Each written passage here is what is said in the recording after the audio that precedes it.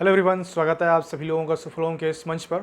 और जैसा कि आप सभी जानते हैं, आपका यूपीएसआई और कांस्टेबल की जो भर्ती आने वाली है उसी को ध्यान में रखते हुए हम आपका हिंदी का जो है क्लास जो है लेकर के आए हैं। उसमें आपका जो आज का टॉपिक है क्या है? आज का टॉपिक आपका संज्ञा है। छोटा टॉपिक है बट इससे भी क्वेश्चंस आपके आए हुए हैं। लगभग 25 क्वेश्चन के आसपास आपके कराए जाएंगे आज के सेशन में। और उसमें आपका जो टॉपिक है, कल हमने बात की थी वर्णमाला के बारे में, हमने ऑलरेडी पढ़ लिया है। ठीक है, उससे लगभग हमने 50 क्वेश्चंस किए हैं। आप प्लेलिस्ट में जाके वहाँ चेकआउट कर सकते हैं। रीजनिंग भी क्लास हमारी चल चुकी है जिसमें एनालॉजी टेस्ट जो है वो ऑलरेडी कराया जा चुका है। इसमें प्रैक्टिस क्वेश्चन जो है PYQ, आपका कौन सा PYQ, जो PYQ है वो इंक्लूड रहता है। और ये बिल्कुल बेसिक से बात होती है। PYQ में भी क्वेश्चन के साथ साथ बिल्कुल बेसिक से बात करते हैं और टॉपिक आधारित प्रश्न आपका लेके आते हैं। जैसे संज्ञा है, वर्णमाला से वर्णमाला आधारित प्रश्न, संज्ञा से संज्ञा आधारित प्रश्न आपके कराए जाएंगे। ठीक है, बिल्कुल बेसिक और PYQ के साथ इसमें सम्मिलित रहेगा। तो चलिए फिर हम लक्ष्य वर्दी के तहत आगे बढ़ते हैं। अपना पहला क्वेश्चन जो है हमारा क्या है? गणपति चंद्र गुप्त ने हिंदी का प्रथम कवि किसे माना है? अब देखो, वैसे तो सरहप्पा जी को माना जाता है प्रसिद्ध कवि, जो आपके राहुल सांकृत्यान थे। उनके अनुसार जो जैन कवि थे आपके सरहप्पा, सिद्ध सरहप्पा, उनको माना जाता है फिलहाल। लेकिन गणपति चंद्र गुप्त जी के हिसाब से पूछा गया है कि गणपति चंद्र गुप्त ने हिंदी का प्रथम कवि किसे माना है। ऑप्शन है आपका पुंड, सरहपाद और शालिभद्र सूरी और स्वयंभू। तो यहाँ पर जो आपका सी ऑप्शन है क्या है? शालिभद्र सूरी। इनको ही इन्होंने गणपति चंद्र गुप्त जी ने प्रथम कवि हिंदी का माना है। ठीक है, ये चीज़ ध्यान रखिएगा। चलिए अभी कुछ चीज़ें आपके सामने देख लेते हैं। जैसे कि हम बात करते हैं संज्ञा, तो संज्ञा मतलब आप समझते हैं ना। अगर हम बात कर लें संज्ञा, तो किसी व्यक्ति, वस्तु, स्थान के नाम को क्या कह देते हैं? हम संज्ञा कह देते हैं। ठीक है, लेकिन संज्ञा में एक चीज़ और ध्यान दीजिएगा। संज्ञा को भी कई आधारों पे बांटा जाता है, जैसे कि गणना के आधार पे, है ना, और जीवंत और अजीवंतता के आधार पर, अर्थ के आधार पर, ठीक है, व्युत्पत्ति के आधार पर। तो सबके बारे में देखेंगे। तो अभी अब देखते हैं जीवंतता और अजीवंतता के आधार पर। अजीवंतता के आधार पर कितने प्रकार के होते हैं? तो जीवंत और अजीवंतता के आधार पर आपके दो प्रकार के होते हैं। अगर जीवंत की बात कर लें तो क्या होता है? प्राणीवाचक।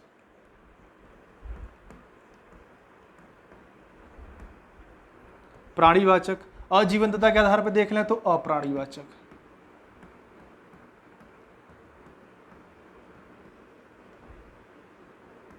ठीक है, तो यहाँ पे कहने का जो मतलब है, मेन मकसद ये है कि प्राणीवाचक और अप्राणीवाचक। प्राणीवाचक में जैसे आप जिसमें जीवंतता का मतलब क्या हो गया?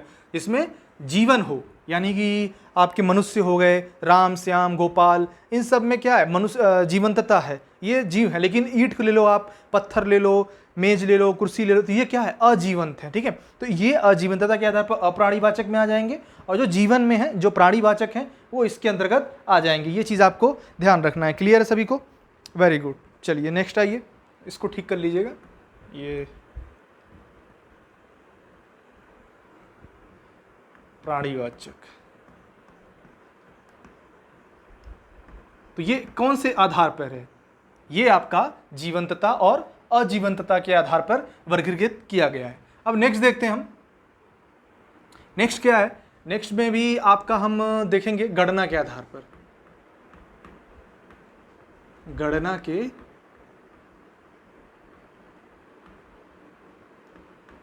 आधार पर। अब गणना के आधार पर भी आप बोलोगे सर गणना कहाँ से आ गई संज्ञा में? तो गणना भी देखो दो प्रकार के होते हैं, पहले आप देख लो कौन कौन से प्रकार के होते हैं। एक होता है गणनीय, मतलब क्या हो गया?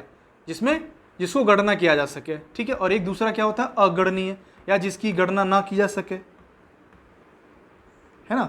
देखो गणनीय में क्या होता है कि जैसे कि आप जैसे करते हो कि आम को आप क्या कर सकते हो? आम की गणना कर सकते हो, 1 आम, 2 आम, 3 आम। ठीक है, लेकिन अगर वहीं हम दूध की बात कर लें, पानी की बात कर लें, तो इसकी आप गणना नहीं कर सकते हो, इसकी आप क्या कर सकते हो? माप कर सकते हो, है ना। तो ये दो चीज़ें आपको भेद इसमें नज़र आएगा। ठीक है, गणनीय और अगणनीय में ये सारी चीज़ें हमें देखना है। ठीक है, अब चलिए नेक्स्ट आते हैं। नेक्स्ट क्या है हमारा? नेक्स्ट है जैसे कि आप एक ले लो, और एक चीज़ और ध्यान रखना, जो ये गणनीय में है, इसमें आपका हमें सदैव एक वचन बहुवचन दोनों में रहता है।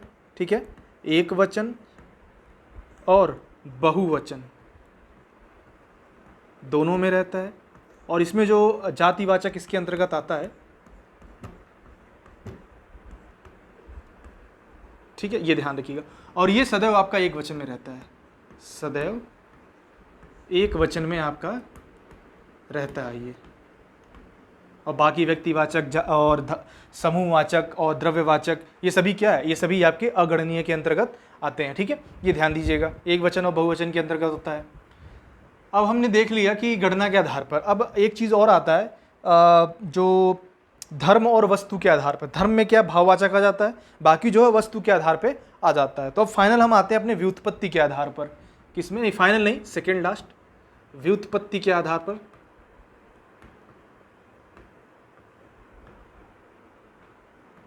व्युत्पत्ति को आधार मानते हुए हम आते हैं। अब व्युत्पत्ति में देखो क्या प्रकार, देखिए 3 प्रकार के होते हैं, रूढ़, यौगिक और योग रूढ़। इन तीनों के बारे में आपने सुना होगा। तो रूढ़ जो आपका होता है उसमें क्या हम करते हैं, रूढ़ में हम करते हैं, लिख लीजिए, रूढ़ में क्या होता है, जो सार्थक शब्द होते हैं, जैसे कि आप ले लो कोई भी शब्द ले लो, पेट ले लो, है ना, आम ले लो, ये शब्द हैं आपके, ठीक है। तो इसमें अगर आप इनका विच्छेद करोगे या इसका विच्छेद करोगे तो इसका कोई सार्थक अर्थ नहीं निकलेगा। इनका जो विच्छेद है, ठीक है, उनका कोई क्या होगा, सार्थक अर्थ जो है वो नहीं निकलेगा। आम में देखो अगर आ और म, तो इसमें कोई मतलब नहीं है ना, इनका कुछ भी अर्थ नहीं निकल रहा है। तो घर, हाथ, पैर, मुंह, ये सभी क्या है, इनका विच्छेद करने पे इनका जो अर्थ है वो निकल नहीं रहा है। यानी क्या कि इनका कोई सार्थक अर्थ नहीं होगा, इसलिए क्या होंगे, ये सार्थक अर्थ नहीं होगा, इसलिए ये रूढ़ हो जाएंगे, ठीक है। ये बात हमें समझ में आ गई। दूसरी चीज क्या है, यौगिक शब्द।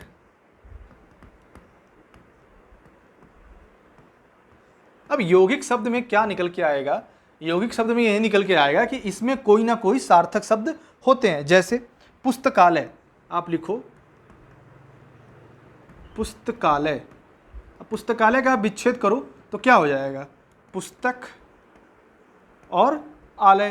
तो यहाँ पर आलय का मतलब आप सभी जानते हैं, घर जैसा समय का, जैसे जो जहाँ पे पुस्तक का एक भंडार है ना, तो पुस्तक का किताब तो हो ही गया, आलय का भी अपना एक अर्थ हो गया। तो यहाँ पे दोनों क्या है, दोनों के सार्थक अर्थ निकल रहे हैं, इसलिए ये पुस्तकालय के अंतर्गत, यौगिक शब्द के अंतर्गत आएंगे। अब तीसरी चीज, तीसरा हमारा क्या हो गया, तीसरा हमारा योग रूढ़ हो गया। क्या हो गया, योग रूढ़। अब योग रूढ़ किसे कहते हैं वो भी आप जान लो।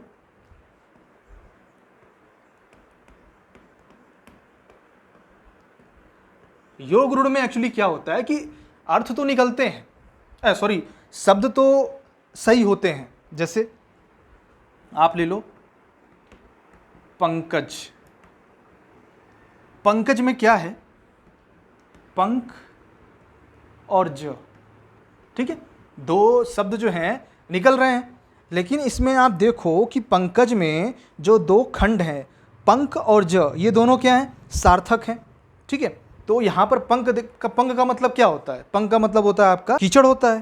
तो जब पंख का मतलब कीचड़ होता है, और पंख का यहाँ मतलब क्या हो गया, पंख का मतलब हो गया आपका कीचड़, और ज का मतलब जन्मा हुआ, कीचड़ में जन्मा हुआ। पंख मतलब क्या हो गया, कीचड़, और ज का मतलब क्या हो गया, जन्मा हुआ। तो पंख और ज का मतलब क्या हो गया, कीचड़ में जन्मा हुआ। लेकिन पंकज को हम क्या जानते हैं, पंकज को हम कमल के नाम से जानते हैं, है ना। पंकज क्या होता है, कमल होता है। तो मतलब कहने का ये अर्थ है कि योग रूढ़ में दोनों जो खंड हैं ये सार्थक भी होंगे, लेकिन जो इनके अर्थ होंगे, यानी इसका जो अर्थ होगा और इन दोनों का जो अर्थ होगा वो एक दूसरे से भिन्न होगा। मतलब वही कहने का मतलब है, कीचड़ में जन्मा हुआ आपका कमल होता है, लेकिन यहाँ पर शब्द तो अलग अलग आ रहे हैं। जैसे पंकज का मतलब कमल, अब पंख और जो है कीचड़ में जन्मा हुआ, अर्थ अलग अलग आ रहे हैं, ठीक है। ये चीज़ आप समझ लेना। और नेक्स्ट तो आप सभी जानते हैं, नेक्स्ट जो हमारा अर्थ के आधार पे है,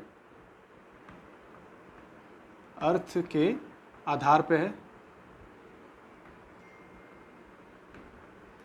अर्थ के आधार पे हमारे 5 प्रकार के होते हैं। कितने प्रकार के, 5 प्रकार के। फटाफट कमेंट बॉक्स में लिख दीजिए आप लोग। हाँ, लाइव नहीं देख रहे हैं बट फिर भी आप लोग लिख सकते हैं। 5 प्रकार के कौन कौन से हैं। आप तो सबसे पहले व्यक्तिवाचक, है ना, जिसमें व्यक्ति का बोध हो, व्यक्तिवाचक कहलाता है। जैसे आपका क्या हो गया, भारत हो गया, है ना, राम हो गया, श्याम हो गया, गंगा हो गया, ये सभी क्या है, ये सभी व्यक्ति का बोध कराते हैं, एक व्यक्ति का बोध कराते हैं, इसलिए व्यक्तिवाचक के अंतर्गत आ जाएंगे। व्यक्ति के बाद जातिवाचक। जातिवाचक का मतलब क्या हो, एक जाति को डिनोट करते हो, ठीक है, जैसे बढ़ई हो गया, है ना, तो जितने बढ़ई होंगे सब उसी के अंतर्गत आ जाएंगे। और लड़का हो गया, लड़की होगा, तो ये सभी जाति के अंतर्गत, स्त्री हो गए, पुरुष, ये सब जाति के अंतर्गत आएंगे, उसके एक उसी प्रकार के, एक ही प्रकार के सभी होंगे, ठीक है, ये ध्यान दीजिएगा। तीसरा क्या होगा, समूहवाचक। अब जैसे सेना हो गया, ठीक है, तो सेना क्या, एक समूह है, इसलिए वो समूहवाचक के अंतर्गत आ जाएगा, ठीक है। चौथा क्या है, द्रव्यवाचक। अब जितने भी द्रव्य वाले हैं वो सभी जानते हैं आप, वो द्रव्यवाचक के अंतर्गत आ जाएंगे, ठीक है। नेक्स्ट क्या है, जो भावना है, जैसे दुख, पीड़ा, हंसना, रोना, मिठास, ये सभी क्या भावना के अंतर्गत आ जाएंगे, इसलिए ये भाववाचक में आ जाएंगे, ठीक है। आई थिंक सभी पांचों आपको याद हो जाएंगे, व्यक्तिवाचक, जातिवाचक, समूहवाचक, द्रव्यवाचक और भाववाचक। ये सभी क्या है, ये सभी आपके अर्थ के आधार पर आपके संज्ञा के भेद हैं, ठीक है।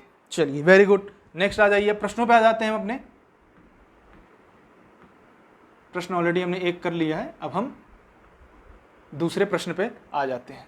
दूसरा प्रश्न हमारा क्या बोल रहा है, व्यक्ति वस्तु, व्यक्ति वस्तु या स्थान के नाम को क्या कहते हैं। सिंपल सा, व्यक्ति वस्तु स्थान के नाम को हम क्या कहते हैं, संज्ञा कहते हैं। सर्वनाम उसकी जगह, संज्ञा की जगह पे इस्तेमाल किया, जैसे वह, यह, ये सब इस्तेमाल करते हैं ना। जैसे राम खाना खा रहा था, तो राम ने खाना खाया पर वह मुंह नहीं धो रहा है, तो वह शब्द यहाँ पे क्या हो गया, वह सर्वनाम हो गया, राम संज्ञा हो गया, ठीक है, ये चीज़ ध्यान रखिएगा। क्रिया क्या है, जिसमें करना या होना पाया जाता है। विशेषण, जो संज्ञा सर्वनाम की विशेषता बताते हैं वो विशेषण कहलाते हैं। सिंपल सा, ठीक है।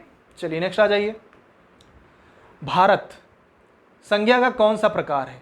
अब भारत की बात कर रहा है, तो भारत क्या है, एक देखो, जैसे अगर हम देश की बात कर लें, देश का हमारा क्या नाम है, भारत, देश किस में आ जाएगा बताओ। भारत तो आपका चलो व्यक्तिवाचक संज्ञा के अंतर्गत आ जाएगा, लेकिन जो देश है हमारा, देश जो है वो किसके अंतर्गत आता है, तो देश जो है ये पूरे देश जाति को समूह कर रहा है, मतलब जितने भी देश होंगे वो सभी एक जाति के अंतर्गत आ जाएंगे, तो ये जातिवाचक हो जाएगा। क्या हो जाएगा, जातिवाचक हो जाएगा। लेकिन अगर वही देश के नाम की बात करेंगे, भारत, पाकिस्तान, नेपाल, तो ये सब क्या हो जाएंगे, ये सभी व्यक्तिवाचक के अंतर्गत आपके आ जाएंगे। क्लियर है। चलिए नेक्स्ट आ जाइए। नेक्स्ट क्या है आपका, गंगा। गंगा जो है संज्ञा का कौन सा प्रकार है। अब गंगा देखो क्या है, नाम है ना, तो नाम किसके अंतर्गत आ जाएगा, व्यक्तिवाचक के अंतर्गत आ जाएगा। यानी हमारा जो बी ऑप्शन है, बी आंसर है, वो बिल्कुल करेक्ट हो जाएगा। ठीक है। चलिए नेक्स्ट आइए। राम संज्ञा का कौन सा प्रकार है। आप सभी पता है राम क्या है, व्यक्तिवाचक के अंतर्गत आता है, तो ये व्यक्तिवाचक संज्ञा के अंतर्गत हो जाएगा। इनमें से कौन सा शब्द जातिवाचक संज्ञा। अब हमने जाति के बारे में बताया था कि जो बताइए, मनुष्य, परिवार, मोहन या कृष्ण। देखो मोहन और कृष्ण जो है ये क्या है, ये व्यक्तिवाचक हो जाएंगे, है ना, व्यक्तिवाचक हो जाएंगे। परिवार क्या है, परिवार एक समूह है, क्या है, समूह, तो ये समूहवाचक हो जाएगा। लेकिन जो मनुष्य है, एक मनुष्य जाति का बोध हो रहा है कि पूरी मनुष्य जाति उसके अंतर्गत आ जाएगी, तो ये मनुष्य जो है ये जातिवाचक संज्ञा के अंतर्गत आ जाएगा, इसलिए हमारा ए आंसर बिल्कुल सही हो जाएगा। शिक्षक संज्ञा का कौन सा प्रकार। अब शिक्षक बताइए, शिक्षक क्या है, जैसे बढ़ई है ना, आप बोलते हैं इंजीनियर है ना, इस तरह की चीज़ें क्या है, ये सभी उस पूरे इंजीनियर समूह की बात करेगा, पूरे इंजीनियर उसके अंतर्गत आ जाएंगे, तो ये भी आपके जातिवाचक संज्ञा के अंतर्गत आ जाएगा, यानी बी आंसर जो हमारा करेक्ट हो जाएगा। नेक्स्ट आ जाइए। इनमें से कौन सा शब्द व्यक्तिवाचक संज्ञा नहीं है। ठीक है, ये भी ध्यान दीजिएगा, क्या पूछा है, व्यक्तिवाचक संज्ञा नहीं है। हिमालय क्या है, गंगा, राम, ये सभी क्या, ये तीनों डिनोट कर रहे हैं एक किसी व्यक्ति वस्तु स्थान को डिनोट कर रहा है। ठीक है, ये स्थान को डिनोट कर रहा है, तो ये सारी चीजें। पहाड़ क्या है, पहाड़ जो है आपका एक जातिवाचक संज्ञा है, क्या है, जातिवाचक संज्ञा, क्योंकि ये जाति को डिनोट कर, जितने पहाड़ हैं वो इसके अंतर्गत आ जाएंगे, तो पहाड़ यहां पर क्या हो जाएगा, जातिवाचक हो जाएगा। ठीक है, ये ध्यान दीजिएगा। चलिए नेक्स्ट आइए। इनमें से जातिवाचक संज्ञा कौन सी। अब यहां पर नहीं वाला नहीं, जातिवाचक पूछा है कौन सा है, दुख, लड़का, सेना, श्याम। बताइए फटाफट, नहीं पता, मैं बताता हूं। लड़का क्या है, जैसे लड़का हो गया, लड़की हो गया, स्त्री, पुरुष, ये सभी क्या, ये सभी जातिवाचक के अंतर्गत आ जाएंगे। बात कर लें अगर दुख की, तो ये भाव वाले में आ जाएगा। ठीक है, और बात कर लें सेना की तो समूह वाले में आ जाएगा, ठीक है, और श्याम तो व्यक्ति वाले में आ जाएगा, व्यक्तिवाचक वाले में आ जाएगा, ठीक है। क्लियर है सभी को? Very good. नेक्स्ट आ जाइए। लेखक संज्ञा का कौन सा प्रकार है? अब लेखक भी क्या है, आपके उसी में आएगा ना, जातिवाचक में ही आएगा, तो पूरे जितने लेखक जाति है वो सभी इसके अंतर्गत आ जाएगा। तो यहां पर जातिवाचक is the right and correct answer. Clear है सभी को? चलिए नेक्स्ट आ जाइए। घड़ी, घड़ी संज्ञा का कौन सा प्रकार है? क्या ये समूहवाचक संज्ञा है? क्या ये व्यक्तिवाचक संज्ञा है? क्या ये भाववाचक संज्ञा है? क्या ये जातिवाचक संज्ञा है?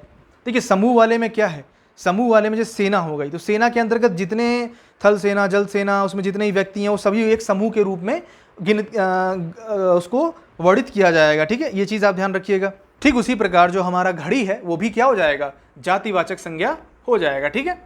एक घड़ी जो जाति है, जितनी भी घड़ियाँ सब उसके अंतर्गत आ जाएंगी। रोलेक्स ले लो, कोई सोनाटा ले लो, कोई भी ले लो, सब घड़ी उसी के अंतर्गत आएगी। नेक्स्ट आ जाइए। शहर, शहर जो है संज्ञा का कौन सा प्रकार है?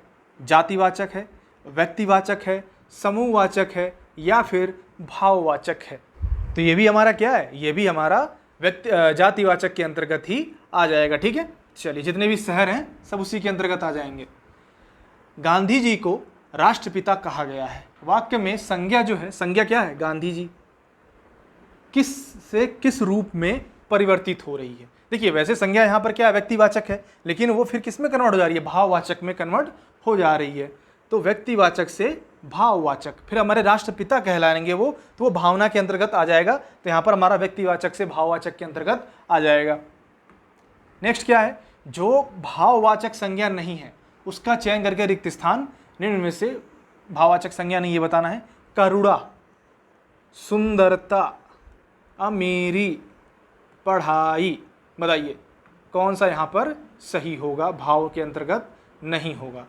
देखिए पहली बात तो क्या है कि जो करुणा है ये भाववाचक संज्ञा के अंतर्गत आएगा। सुंदरता ये भी भाववाचक संज्ञा के अंतर्गत आएगा, ठीक है। अमीरी ये भी भाववाचक संज्ञा के अंतर्गत आएगा। लेकिन पढ़ाई की बात अगर हम कर लें तो ये भी आपका क्या है, भाववाचक संज्ञा के अंतर्गत ही आएगा। यानी हमारा यहाँ ई ऑप्शन होना चाहिए था, ठीक है, फिर उसमें कुछ और लिख देते, फिर वो भाववाचक से गंगा लिख देते, है ना, तो वो भाववाचक संज्ञा के अंतर्गत आपका नहीं आता। बाकी सभी करुणा है, सुंदरता है, अमीरी है, पढ़ाई है, ये सभी भावनाएं ही हैं, तो ये भाववाचक संज्ञा के अंतर्गत आ जाएगा। नेक्स्ट आ जाइए। फिसलन क्या है, विशेषण है, क्रियापद है, भाववाचक है या क्रिया विशेषण है? तो ध्यान दीजिएगा, फिसलन जो है क्या है, एक दशा है। क्या है, दशा। तो दशा भी क्या है, दशा को भी हम भाव के अंतर्गत में ही लेते हैं। तो फिसलन जो है हमारा दशा के अंतर्गत आएगा। देखिए जब भी अगला जो क्वेश्चन है उसी पर रिलेटेड है, देख लीजिए। देखिए जातिवाचक संज्ञा हो, सर्वनाम हो, विशेषण हो, क्रिया हो, अव्यय हो, इन शब्दों में हम कभी त्व लगा देते हैं, अन लगा देते हैं, इन सब चीज़ों का इस्तेमाल करते हैं, तो आपके क्या कहलाते हैं, वो भाववाचक संज्ञा बनाए जाते हैं। उससे मतलब कि जातिवाचक संज्ञा सर्वनाम, विशेषण, क्रिया, अव्यय शब्दों से भाववाचक शब्द बनाए जाते हैं। ये चीज़ आप ध्यान रखिएगा। चलिए आगे भी देखते हैं इससे रिलेटेड। अब देखिए यहाँ पर क्या है, पढ़ाई, तो पढ़ाई पढ़ना से बना है। लड़ाई लड़ना क्रिया से बना है, लड़का नहीं लड़ना।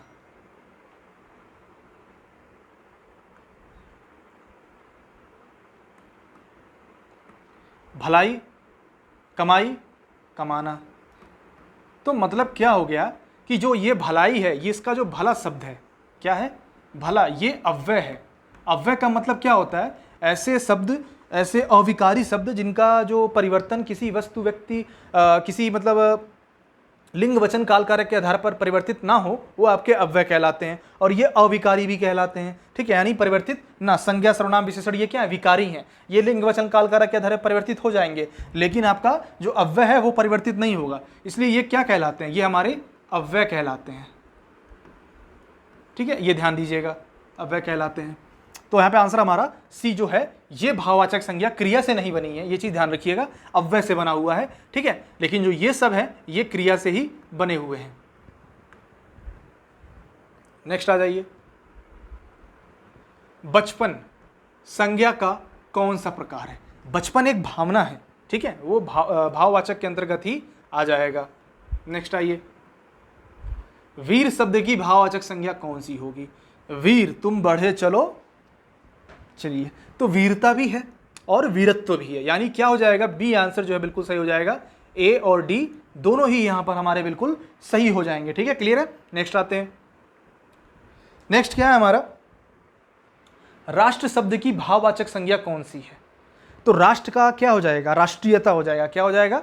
राष्ट्रीयता। डी ऑप्शन जो हमारा राष्ट्रीयता लिखा हुआ है, this is the our right and correct answer. Next आ जाइए। लोभ, यह संज्ञा का कौन सा प्रकार है? लोभ क्या है? एक भाव है, एक लालच है ना? तो ये हो जाएगा आपका भाववाचक संज्ञा के अंतर्गत आ जाएगा। This is the right and correct answer. व्याकरण की दृष्टि से प्रेम शब्द क्या है?